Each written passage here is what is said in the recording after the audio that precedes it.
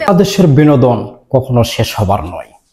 একটা বিনোদন শেষ হবে, আর একটা বিনোদন শুরু হবে, আর একটা অলরেডি ট্রেন্ডিং এ থাকবে।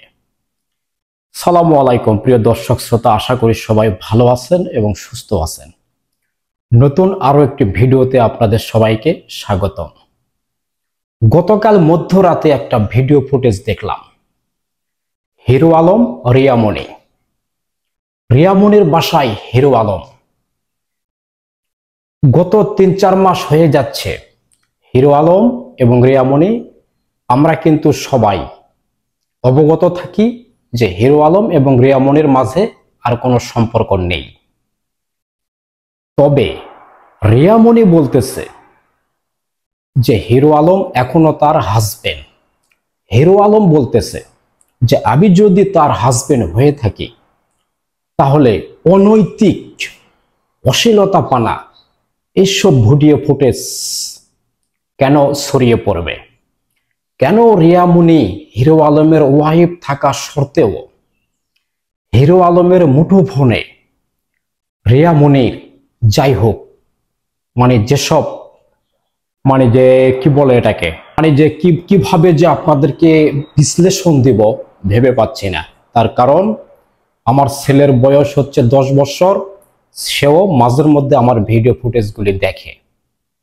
তো যাই হোক, বুঝে নিলেন যে কোন সেই ডকুমেন্টগুলি হিরো আলমের মুঠোফোনের ভিতরে। হিরো আলমের কথা অনুসারে দেখা যাচ্ছে যে হিরো আলমের ওয়াইফ এখনো তিনি আছেন, এখনো পুরাদমে সম্পর্কটা ওদের বিচ্ছেদ হয় নাই। তাহলে কি এদের এইসব কীর্তিকালন কি সবসময়ই সারা জীবনে কি আমাদেরকে দেখে আসতে হবে, না এর কোনো সমাপ্তি আছে, না এর শেষ কোথায়? না যখনই এদের প্রয়োজন অনুসারে এরা এইসব সোশ্যাল মিডিয়াতে তুলে ধরবে আর আমরা বোকার মতো চেয়ে চেয়ে চেয়ে চেয়ে এদের বিনোদনগুলি আমরা উপভোগ করব। কোনটা? হয়তোবা এটাই হতে পারে যে এদের যখন ইনকাম কমে যাবে, এদের হয়তোবা একটা প্ল্যানও থাকতে পারে যে এদের যখন ইনকাম কমে যাবে, এদের ভিডিও ফুটেজ যখন র্যাঙ্কিং এ না যাবে, যখন আর ভিডিও ফুটেজ দেখে মানুষ আর বিনোদন পাবে না, তখন এদেরকে মানুষ হয়তোবা ভুলে যাবে। তখনই হয়তোবা এরা একটাকে প্ল্যান করে বসে যে এই প্ল্যানটা করলে হয়তোবা আরো কিছুদিন আমরা ট্রেন্ডিং এ থাকবো, সবাই আমাদেরকে নিয়ে গুঞ্জন সমালোচনা শুরু করবে, এরই ফাঁকে আমরা কিছু ইনকাম করব। তাই যদি না হবে, আজ থেকে 3 মাস গত হয়ে গেল, কেন তাদের বিচ্ছেদ পুরাদমে ফিনিশিং হলো না? হয়তোবা এদের কোনো একটা চাল ছিল, যার জন্যই এরা গতকাল রাতে হঠাৎ করে দেখি যে ভিডিও ফুটেজ রে ভাই সোশ্যাল মিডিয়াতে হইচই। মনে করছিলাম যে রাত্রে ভিডিওটা বানাবো, তা অনেক গভীর রাত হওয়ার কারণে এই ভিডিও ফুটেজটি আজকে দিনের বেলা বানাচ্ছি।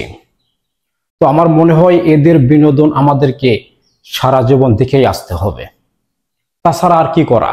না হয় আমাদেরকেই কুসুর গাছের সঙ্গে গলায় দড়ি দিয়ে হয়তোবা আমাদেরকেই সরে আসতে হবে, তাছাড়া আর কিছুই নয়। তো যাই হোক, পরিশেষে একটি কথাই বলবো যে সমাজকে বদলে দিতে গেলে, সমাজকে সুন্দরভাবে গড়ে তুলতে গেলে এদের হাত থেকে সমাজকে বাঁচাতে হবে। তাই সবার উচিত এদেরকে বয়কট করা। তা না হলে ইয়াং জেনারেশন, ছোট ছোট শিশু বাচ্চারা যখন আস্তে আস্তে বড় হবে, তারা কি দেখে তারা এক্সপায়ার হবে। তারা এদের মতনই কিন্তু একটা কিছু হতে পারে। তাহলে তো আমাদের যার কিছু করাই থাকবে না। তাই আমাদের সচেতনতামূলক সবাইকে এগিয়ে এসে এদেরকে যে কোনো একটা ফাইসালা করে এদেরকে ঢিসমিস করে দিতে হবে। আরে ভাই, এটা কোন ধরনের ব্যাপার স্যাপার? রিয়ামণি যার সাথে এখন কাজ করতেছে তার ওয়াইফ এখন হিরো আলমের।